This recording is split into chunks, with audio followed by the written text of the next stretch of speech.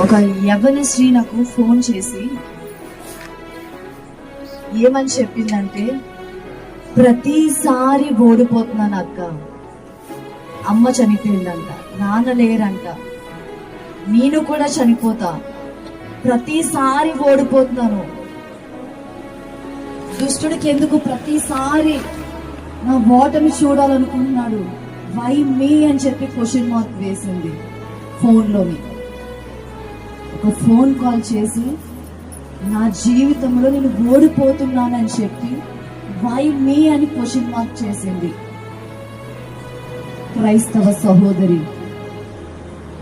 Why me అన్న question mark నాకు చాలా డీప్ గా వెళ్ళిపోయింది.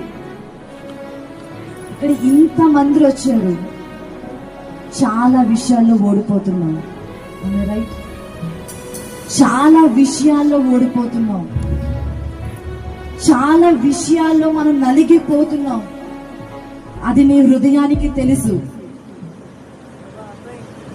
నేను ఎందుకు చెప్తున్నానంటే, ఈరోజు ఓడిపోతూ వెళ్ళకూడదు. మనం ఓడిపోయి వెళ్ళకూడదండి.